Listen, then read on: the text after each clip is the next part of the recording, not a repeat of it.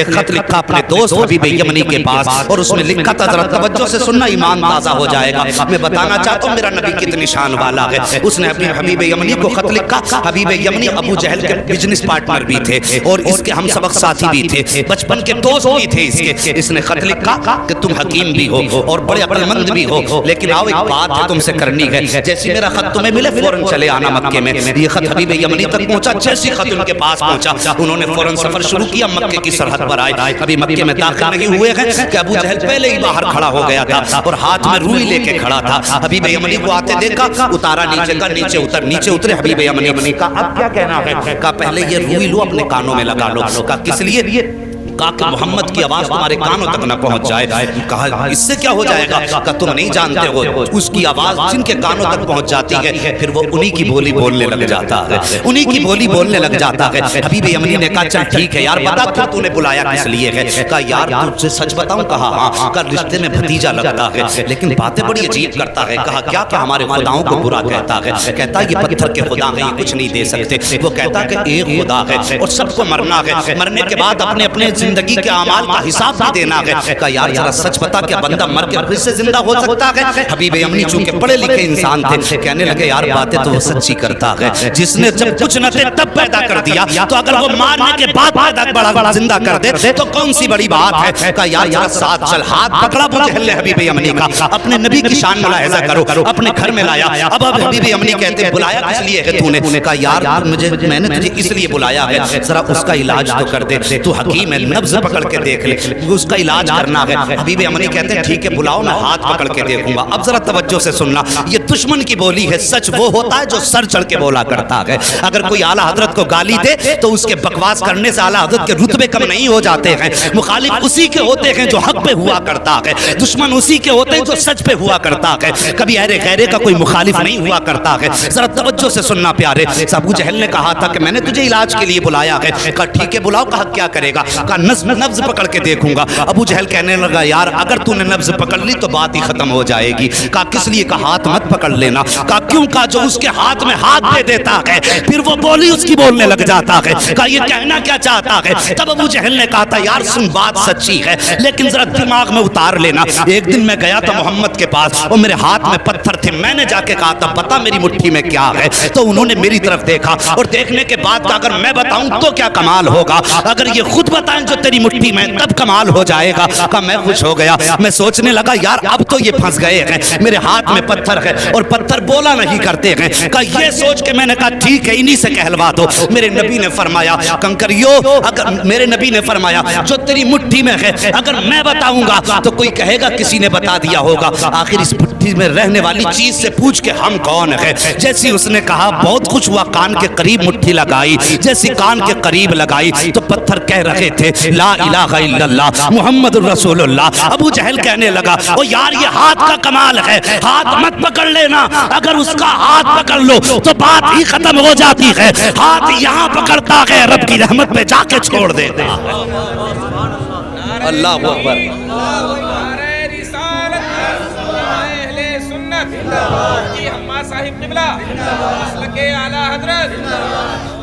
ہاں صاحب کہا کہ ہاتھ مت پکڑ لینا۔ کہا ٹھیک ہے پھر؟ کہا پھر اگر ہاتھ نہیں پکڑنا تو کم سے کم اس کی آنکھوں میں جھانک کے دیکھوں گا، آنکھوں کے ذریعے بھی بیماری کا پتہ چلتا ہے۔ یہ ڈاکٹر لوگ بیٹھے ہوئے ان سے پوچھئے آنکھوں کے ذریعے بیماری کا پتہ چلتا ہے، اور یہ علماء اکرام ہے بڑے بڑے علماء، ان سے پوچھئے کہ جادو اور آسیب کا پتہ بھی آنکھ سے چل جاتا ہے۔ تو کہنے لگے ٹھیک ہے پھر آنکھ میں جھانک کے دیکھوں گا۔ کہا اس کی آنکھوں میں آنکھیں مت ڈال دینا۔ کہا کس لیے؟ کہا اگر آنکھ سے آنکھ ٹکرا گئی تو کام ہی ختم ہو جاتا ہے۔ یہ دشمن کہہ رہا کہ آنکھ میں آنکھ مت ڈال دینا۔ کہا پھر؟ کہا اگر آنکھ سے آنکھ ٹکرا گئی تو قصہ ہی ختم۔ کہا کیا ہو جاتا؟ کہا ایک بار بلال کی نظر پڑ گئی تھی محمد کے چہرے پہ، پورے مکے نے مارا، یہاں تک کہ جسم سے خون بہا، کھال جلائی، چربی پگھل کے جلی۔ میں نے کئی بار مار کے کہا تھا محمد کا دامن چھوڑ دے۔ کہنے لگا اس کی آنکھوں کا کمال یہ ہے کہ جب سے اس کی نظر محمد کی نظروں سے جا کے ٹکرائی ہے، دنیا کا ظلم ایک پلے میں، بلال کی ہمت ایک پلے میں، وہ دنیا چھوڑنے تیار ہے، محمد کو چھوڑنے تیار ہی نہیں ہوتا۔ بس آنکھیں بھی مت دیکھ لینا۔ تو کہا یار پھر بلایا کس لیے ہے؟ ہاتھ بھی نہیں پکڑنا ہے، آنکھ میں بھی نہیں دیکھنا ہے، بلایا کیوں ہے؟ کہا پھر ایسا کر خوشبو سے پتہ لگائیں گے۔ کہا تو پھر ٹھیک ہے، تو کام ہی نپٹا دے گا۔ کہا پھر؟ کہا خوشبو سے سونگ کے بتاؤں گا کیا ہے۔ کہنے لگا اس کی خوشبو کی سونگنے کی ضرورت کیا ہے؟ پورا مکہ گواہ ہے، جس گلی سے گزر جاتا ہے 8 دن تک گلیاں مہکتی رہتی ہے۔ بولو یار ذرا سبحان اللہ۔ جی اگر تھک کے بھوکے بیٹھے ہیں تو میں قربان بھائی سے کہوں گا انہیں پہلے کھانا بانٹ لیں، اگر تھک کے نہیں بیٹھے تو محبت سے بولیں ذرا یا رسول اللہ۔ اللہ سلامت رکھے۔ اللہ آج کی گرمی تیرے محبوب کے ذکر کے لیے برداشت کی ہے، مالک قیامت میں محبوب کی زلفوں کا سایہ عطا فرما دینا۔ بس توجہ کرے، اگر تیرے میرے یار کی باتیں ہوں، اپنے محبوب کے تذکرے ہوں تو محبوب کا دل ٹھنڈا ہوتا ہے۔ ہم نے رب کے محبوب کا ذکر چھیڑا گئے، یقیناً خدا راضی ہو جائے گا۔ بس توجہ کریں۔ کہنے لگا خوشبو سونگنے کی ضرورت کیا ہے؟ جن گلی سے گزر جاتے ہیں 8 دن تک گلیاں مہکا کرتی ہیں۔ کہا کوئی ثبوت ہے؟ کہا ہاں۔ کہا کیا؟ کہا گزار کے دیکھ لو اور آنے بھی دو، قدم رکھنے سے پہلے خوشبو گھر میں آ جائے گی۔ ایک دن میرے نبی نے نا اپنی زوجہ حضرت خدیجۃ الکبریٰ سے کہا تھا، خدیجہ 25 سال ہو گئے میرے ساتھ، 25 سال میرے ساتھ ہو گئے تمہیں، لیکن کبھی محمد کو دروازہ بچانے کی ضرورت نہیں پڑی۔ سارے بولو صلی اللہ علیہ وسلم۔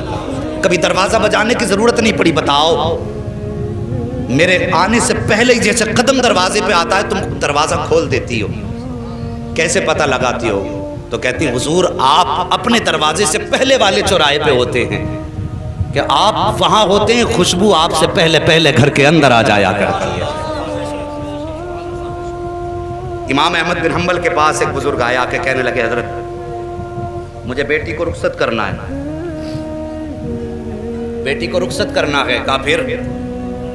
کہا میری بیٹی پیدا ہوئی، مجھے بڑی خوشی ہوئی، میں نے منت مانگ لی تھی کہ اپنی بیٹی کو دنیا کی ساری چیز جہیز میں دینی ہے۔ حضور میں اس وقت امیر تھا لیکن اب بڑا غریب ہو گئے ہوں، میری یہ نظر پوری کیسے ہوگی؟ آپ نے فرمایا جب قرآن بیٹی کو جہیز میں دے دے دنیا کی ساری دولت چلی جائے گی۔ حضور کی بارگاہ میں بزرگ آئے، عمر رسیدہ تھے، کہنے لگے حضور میں بیٹی کو رخصت کرنا چاہتا ہوں، حضور کوئی تحفہ آپ کی طرف سے ہو جائے۔ میرے نبی نے فرمایا جاؤ بیری کی لکڑی توڑ کے لاؤ۔ وہ ایک لکڑی توڑ کے لائے۔ حضور نے نا یوں، توجہ ہے اشکر بھائی، حضور نے یوں اپنے بازو سے رگڑی اور اس پہ سرکار کا پسینہ لگا اور فرمایا جاؤ یہ عطر اپنی بیٹی کے لگا دینا۔ کیا فرمایا؟ جاؤ یہ پسینہ میرا اپنی بیٹی کے لگا دینا۔ مورخین نے لکھا ہے لے کر کے گئے وہ پسینہ سرکار کا بیٹی کے لگایا، جب داماد آئے گھر کے اندر تو وہی پسینہ داماد کے لگایا۔ اللہ اکبر۔ مورخین اور محدثین فرماتے ہیں کہ ان میں تو خوشبو آتی رہی جب تک جیے، لیکن ان کی 7 پشتوں تک مصطفیٰ جان رحمت کی خوشبو آتی رہی تھی۔ اور امام قسطلانی جو سرکار کے 900 سال کے بعد پیدا ہوئے، آپ فرماتے ہیں جب میں اس گلی سے گزرا جس گلی میں وہ نسل آباد تھی جس پر مصطفیٰ کا پسینہ لگا تھا، امام قسطلانی فرماتے ہیں 900 سال گزر گئے، 900 سال کے بعد ایک بچہ میرے سامنے سے گزرا، جب میرے آگے سے گزرا اس کے بدن سے مدینے والے محمد کی خوشبو آ رہی۔ کہنے لگا سونگ مت لینا ورنہ 7 پشتوں تک مہکتا رہے گا۔ کہا جی پھر تو ہو گیا کام۔ حبیب یمنی نے اٹھایا اپنا سامان اور چل دیے۔ بھائی کدھر جا رہے ہو؟ کہا علاج کا تو یہ طریقہ ہی نہیں بچا، ہاتھ میں نہیں دیکھ سکتا، آنکھ میں نہیں جھانک سکتا، خوشبو میں نہیں سونگ سکتا، تو بتا پھر علاج کیسے کروں گا؟ بھائی راضی ہو جا، غصہ نہ ہو، ٹھنڈے دماغ سے ذرا کام لے، بیٹھنا ہم انتظام کر لیں گے۔ کہا پھر؟ کہا ملاقات کر لے۔ کہا ٹھیک ہے ملاقات کر لیتے ہیں۔ جگہ کا تعین، کدھر جانا؟ کہا ان کے ہاں تو نہیں جائیں گے، انہیں اپنے گھر بلا لیتے۔ توجہ کرنا، کیا کہا؟ انہیں اپنے، ذرا سارے کہہ دو، اپنے گھر بلا لیں گے، اپنے۔ کاش اللہ اس آمد کے صدقے میں آج بھی مصطفیٰ کی آمد ہو جائے، واللہ وہ سن لیں گے، فریاد کو پہنچیں گے، اتنا بھی تو ہو کوئی جو آ کرے دل سے۔ کہا گھر بلا لیتے۔ المختصر یہ فیصلہ ہو گیا، سرکار کی بارگاہ تک خبر پہنچی، اسلام کا ابتدائی دور ہے۔ کہا حضور آپ کو فلاں جگہ پہ آنا پڑے گا۔ ابو جہل جس کا لقب ہے، مشہور ہے دنیا میں لفظ ابو جہل سے، کیونکہ میرے نبی نے ایک بار ابو جہل کہہ دیا تھا، آج تک پوری دنیا ابو جہل کہہ رہی ہے، اور حضور نے ایک بار کہہ دیا تھا تمہارا نام ابو ہریرہ ہے، پوری دنیا سے نام بھولے بیٹھی ہے۔ حضور جو کہہ دیں وہی پتھر کی لکیر ہے۔ توجہ کیجئے۔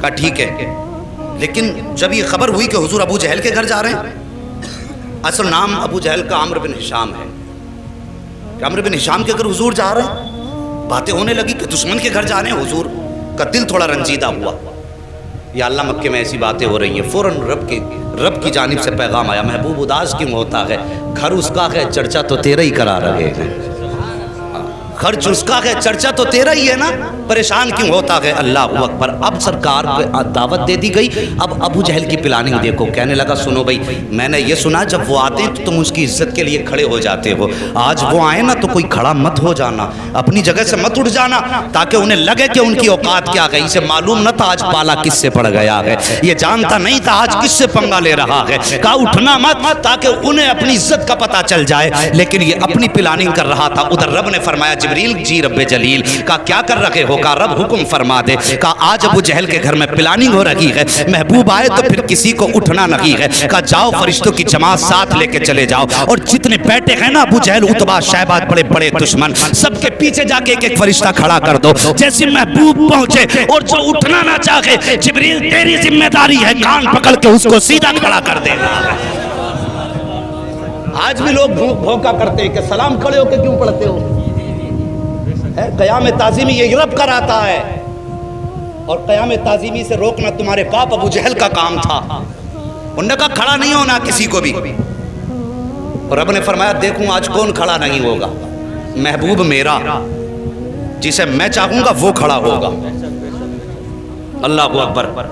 جب نبی کو دشمنوں نے گھیرا ہے تب مدد کے لیے جبریل آئے ہیں، اس پہ کئی ساری روایتیں ہیں لیکن وقت کم ہے، میں اس کو بھی بتا کے چلتا، لیکن بس نبی کی شان سن لو، بات کرتی اس نے کہ کوئی اٹھ کے کھڑا مت ہونا، اللہ اکبر۔ ادھر میرے نبی ساتھ میں چند صحابہ ہیں، اسلام کا ابتدائی دور ہے، ابو جہل کی محفل میں بیٹھے ہوئے ہیں لوگ جماعت در جماعت، اس کے اپنے چاہنے والے بڑے بڑے کافر مکے کے بیٹھے تھے، اور یہ چاہتے تھے نبی کو ذلیل کرے معاذ اللہ، ان کی گردن جھکائیں، لیکن انہیں معلوم نہ تھا فانوس بن کے جس کی حفاظت ہوا کرے وہ شمع کیا بجھے جسے روشن خدا کرے، اللہ اکبر۔ وہ کیسے شرمندہ کر سکتے تھے جس کو کائنات کو جس کے قدموں سے عزت ملی ہو، اس کو کیسے ذلیل کیا جا سکتا ہے، میرے حضور نے قدم رکھا، ابو جہل نے عتبہ کے کونی ماری، عتبہ نے شیبہ کے کونی ماری، ایک دوسرے کے کونی مار کے کہنے لگے آ گئے اٹھ کے کھڑے مت ہو جانا، لیکن جیسی آئے نا حضور نے بھی دروازے پہ قدم رکھا تھا، پہلا قدم حضور نے اندر رکھا، ابو جہل نے سب کو دیکھا اٹھنا نہیں، جیسی کہا نا اٹھنا نہیں، ابو جہل کے پیچھے جبریل امین کھڑے تھے، سب سے پہلے ابو جہل کا کان پکڑا اور سیدھا کھڑا کر دیا، جب ابو جہل کھڑا ہوا عتبہ خود کھڑا ہو گیا، شیبہ خود کھڑا ہو گیا، دشمن خود بخود کھڑے ہو گئے، جب سب کے سب کھڑے ہو گئے میرے حضور نے اندر قدم رکھا، آئے عزت سے اپنی جگہ پہ بیٹھے، اور بیٹھنے کے بعد پھر پوری جماعت پہ ایک نگاہ ڈالی، جب نگاہ ڈالی ایک دوسرے کو تک رہے تھے، عتبہ شیبہ سے کہہ رہا تھا یار کیوں کھڑا ہو گیا، شیبہ عتبہ سے کہہ رہا تھا تو کیوں کھڑا ہوا، سب مل کے چودھری ابو جہل سے کہہ رہے تھے تم کیوں کھڑے ہو گئے، وہ کہہ رہا تھا یار مجھے خود نہیں پتا چلا میں کیسے کھڑا ہو گیا ہوں، میرے حضور بیٹھے ہیں، اور بیٹھنے کے بعد پھر میرے آقا نے فرمایا تھا چھوڑ دے اس کے کان، اتنا کہا نہ دھڑام سے ابو جہل نیچے گرا، جیسے نیچے گرا حبیب یمنی کہتے او حبیب یمنی نے کہا تھا ابو جہل پتا چل گیا ہے کہ سچا کون ہے جھوٹا کون ہے، تیرے کھڑے ہونے نے بتا دیا ہے کہ جھوٹا تو ہے، سچا رب نے محبوب کو بنا کے بھیجا ہے۔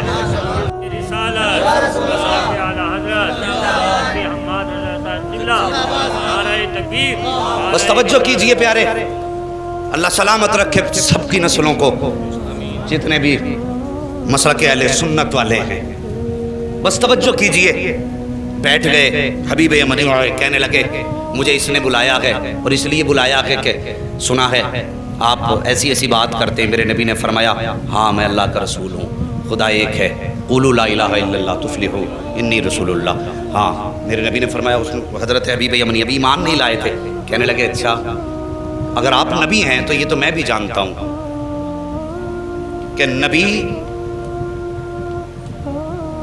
جادوگر کا جادو آسمان پہ نہیں چلتا، صرف زمین پہ چلتا، اس کا دعویٰ یہ کہ آپ جادوگر ہیں، میرے نبی کے بارے میں کہنے لگے کہ ابو جہل کا دعویٰ یہ کہ آپ جادوگر ہیں، لیکن میں یہ جانتا ہوں کہ جادوگر کا جادو زمین پہ چلتا آسمان پہ نہیں، اور نبی وہ ہوتا ہے جو دل کے حال جانتا ہے۔ آج بد مذہب بدعقیدہ لوگ کہتے ہیں کہ حضور کو پیٹھ کے پیچھے کی خبر نہیں، حبیب یمنی ایمان لانے سے پہلے جانتے ہیں نبی وہ ہوتا ہے جو دل کی بات جانتا ہے، جو راز جانتا وہ نبی ہوتا. یہ حبیب یمنی کہہ رہے ہیں. کہتے حضور اس لیے میرے دو سوال ہیں, دو سوال یاد رکھنا. حبیب یمنی کیا کہتے ہیں میرے؟ بولو سارے بولو. میرے دو سوال ہیں, ایک سوال میں کروں گا جواب آپ کو دینا ہے, دوسرا سوال بھی آپ کریں گے جواب بھی آپ دیں گے. یہ دو باتیں کہیں حبیب یمنی نے, اتنی بات کہی. میرے نبی فرماتے ٹھیک ہے بتاؤ پہلا سوال کرو. کہا میں جانتا ہوں کہ جادوگر کا جادو آسمان پہ نہیں چلتا. اگر آپ نبی ہیں تو چلیے چاند کے 2 ٹکڑے کر سکتے ہیں آپ؟ وقت دوپہر کا تھا, دوپہر کا وقت تھا, سورج تھا, چاند نہیں تھا اس وقت میں. کہا آپ چاند کے 2 ٹکڑے کر سکتے ہیں؟ میرے حضور اٹھے, کہا چلیے. حضور آگے آگے, حبیب یمنی پیچھے پیچھے, ابو جہل سب سے پیچھے. جب حضور چلنے لگے نا ابو جہل نے یوں گردن جھکائی, چہرہ اتر گیا. ایک کہنے لگا چچا بات کیا ہے؟ کہا بات پوچھتا کیا ہے, جو یہ کہہ دیتا ہے وہ کر کے دکھا دیتا ہے. اگر اس نے کہہ دیا ہے تو اب سمجھ لے ٹکڑے کر کے دکھائے گا چاند کے. اللہ اکبر. جبل ابو قبیس پہ میرے نبی تشریف فرما ہوئے. دوپہر کا وقت تھا, اشارہ کیا تو سورج چھپ گیا, دوسرا اشارہ کیا چاند آ گیا. اس کے بعد آقا نے حبیب یمنی کی طرف دیکھا, کہا کروں ٹکڑے؟ کہا جی. اتنا کہا میرے حضور نے انگشت نبوت اٹھائی اور یوں اشارہ کیا تو ایک ٹکڑا پورب میں تھا, دوسرا پچھم میں چلا گیا ہے. چاند 2 ٹکڑے ہو گیا. جب چاند 2 ٹکڑے ہوا آپ فرماتے ہیں اب بتا کیا رائے ہے, انہیں جوڑنا ہے یا قیامت تک کے لیے ایسے ہی چھوڑنا ہے؟ اللہ اکبر. حبیب یمنی نے کہا تھا اب جوڑ بھی دیجئے. یوں میرے نبی نے اشارہ کیا, چاند جڑ گیا. اب اس کے بعد حبیب یمنی کہتے حضور میں تو مان گیا ہوں آپ اللہ کے نبی ہیں, لیکن اب اس کی تسلی کے لیے اب آپ میرے دوسرے سوال کا جواب دیں. میرے نبی فرماتے سن, یمن میں تیری ایک بیٹی ہے جو مفلوج ہے, جس کی آنکھوں سے بھی نظر نہیں آتا ہے, کانوں سے سنائی نہیں دیتا ہے, زبان سے گونگی ہے, ہاتھ پیر سے اپاہج ہے, اور تو یہ چاہتا ہے اللہ اس کو شفا عطا فرما دے. اتنا سننا تھا, قدموں پہ گرے حبیب یمنی مصطفیٰ کے. کہتے آقا دیر نہ کیجئے, ہاتھ بڑھائیے, کلمہ پڑھائیے. میں مان گیا ہوں, پہچان گیا ہوں یہ جھوٹے ہیں آپ سچے ہیں. میرے نبی نے کلمہ پڑھایا. حبیب یمنی جب رخصت ہونے لگے حضور فرماتے ہیں جا, ہم نے تیری بیٹی کو بھی شفا عطا فرما دی ہے. اب توجہ کیجئے, یمن کا مدینے سے فاصلہ دیکھیے اور یہ دوریاں دیکھیے. آقا فرماتے ہیں اللہ نے تیری بیٹی کو میرے ذریعے شفا دے دی ہے. حبیب یمنی دروازے پہ آئے ہیں, دروازہ کھٹکھٹایا, اندر سے آواز آئی, اس بیٹی کی آواز جو بول نہیں سکتی تھی. کہتی بابا ٹھہریے ابھی آ رہی ہوں. بچی جو چل نہیں سکتی تھی دوڑ کے دروازے پہ آئی ہے, دروازہ کھولا. حبیب یمنی نے بیٹی کو دیکھا, زارو قطار رونے لگے. فرماتے بیٹی یہ کیسے ہو گیا, کیسے ٹھیک ہو گئی؟ بچی نے کہا تھا بابا دوپہر کا وقت تھا, میں لیٹی ہوئی تھی, لیکن اچانک شور ہوا کہ اندھیرا ہو گیا ہے, اندھیرا ہو گیا ہے. بابا مجھے تو نظر نہیں آتا, لیکن جیسی شور ہوا اندھیرا ہو گیا. میں یہ سمجھی رات ہو گئی ہے, میں لیٹی, میری آنکھ لگ گئی. کیا دیکھتی ہوں؟ خواب میں بڑے حسن والا چہرہ, بڑی خوبصورت وجاہت والا ایسا چہرہ تھا بابا کہ نظر پڑنے کے بعد ہٹنے کا نام نہیں لے رہی تھی. وہ میرے خواب میں آیا, اس نے آ کے میرے سر پہ ہاتھ رکھا. بابا ہاتھ لگنے کی دیر تھی کہ میرے پورے بدن کو اللہ نے شفا بخش دی ہے, اور بابا مجھے کلمہ بھی پڑھا کے گیا ہے. اللہ اکبر. اتنا سنا, بیٹے کے سر پہ ہاتھ رکھ کے حبیب یمنی روئے اور کہتے بیٹی میں بڑے نصیب والا ہوں, جس کی تو بات کر رہی ہے میں اسے دیکھ کے بھی آیا ہوں, اس کے ہاتھ میں ہاتھ دے کے بھی آیا ہوں, اور اس کے شہر میں کلمہ پڑھ کے آیا ہوں. تب بیٹی نے رو کے کہا تھا بابا نصیب والے آپ نہیں ہو, بلکہ آپ سے زیادہ نصیب والی میں ہوں. کہا بیٹی کس لیے؟ کہا آپ جا کے اس کے شہر میں گئے ہو تب کلمہ پڑھا ہے. میں کتنے نصیب والی ہوں کہ وہ میرے گھر آ کے مجھے کلمہ پڑھا کے گیا.